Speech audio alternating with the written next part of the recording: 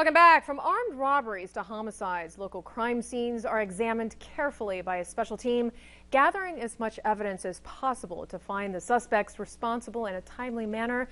13 on your side's Vanessa Gongora shows us how Yuma's Forensic Services Unit processes evidence in this special report, Digging for Clues. A lot goes into crime scene investigations, and the Yuma Police Department's Forensic Services Unit uses equipment like this to help solve a case. We work for the community, so my goal is to get those results as fast as we can, provide those to the right people within my department or other departments to catch the bad guys. YPD's Forensic Services Unit consists of 4 forensic technicians and 1 supervisor. The grounds of the Forensic Services Unit started in the 1980s, but over the years, it has developed into what it is now. Palacio says their unit is the only forensic lab in the Southwest area, so they stay busy assisting other agencies throughout Yuma County, including the Sheriff's Office, Somerton Police Department, San Luis Police Department, and local FBI. This year already, over 330 evidence requests have been completed. So whenever we respond to a homicide scene, it all depends on what the scene consists of. But we might be doing photography, we might be collecting evidence, we might be processing for prints, we might be processing for DNA, conducting some trajectory to determine like bullet paths. They also take photos of shoe and tire impressions, even recover video footage, anything to get a possible break in the case. Gathering evidence from a scene may take a few hours, or it could take days. Palacio says it all depends. Searching for invisible fingerprints left behind is a big step in their process. So here we're going to demonstrate how we process something for latent prints.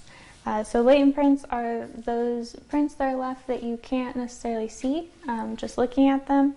So we have a brush and some black powder, and we just take a little bit of the powder and brush it over the surface, and then the powder really only sticks to where those latent prints have been left, and it makes them much more visible, and then we're able to collect them. After the team finds prints, they pull them using a piece of tape, then transfer them to an index card to help preserve the prints. And because each person's fingerprints are unique and different from one another. And we can enter that into the EBIS system, which is a database that allows you to compare those prints to other known prints from other individuals. And we can hopefully find out who left those prints and help solve a crime. Palacio says they have helped identify about 230 suspects so far this year, and about 260 in 2022 from processing fingerprints alone. Another tactic to find evidence. We use a laser, and we also use some fog. So what it does is whenever we add the fog, it actually shows the path of the bullet. They then take photos to prove their determination to the jury if the case proceeds to court. And if there's shell casings found, a system called the National Integrated Ballistic Information Network, also known as NIBIN, is used for ballistic imaging. Brass tracks is a part of the NIBIN system, used to put shell casing entries into the database. We find the right orientation, we open this up, we insert the shell casing here with the correct orientation, and it goes into the system. And what it does, it takes different images of the shell casing using different light angles.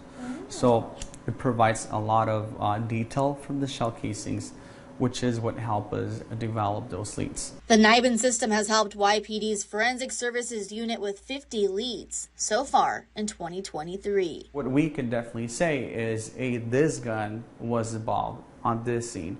Or if we don't have a gun, we can determine and say, we have leads between shooting, drive-by shooting, to an aggravated assault where we don't have a suspect. According to the Bureau of Alcohol, Tobacco, Firearms, and Explosives, the NIBIN system was established in 1997, and about 145,000 NIBIN hits in the U.S. were confirmed during its 25-year history. One person on the forensic team is always on call. Palacio says they are lucky to have many resources to help them solve crimes efficiently and effectively. These guys and myself are really motivated whenever we go out to the scene to get results as fast as we can. So yes, we carry different hats in the PD, but that's the cool part because we have the ability to go out to the scene, process the scene. We have the ability to process the evidence here in-house, and we also have the ability to analyze those prints and potentially develop leads. Palacios says they usually get results within a couple of days to a couple of weeks, which they then hand over to the investigations department. The Forensic Services Unit is dedicated to solving crimes and closing cases. YPD keeps evidence up to 100 years old depending on the offense, and about 75,000 pieces of evidence are still in custody. Remember, if you see something, say something. You can call 78 Crime to report a crime and remain anonymous. Reporting in Yuma for the special report. I'm Vanessa Gongora, 13 on your side.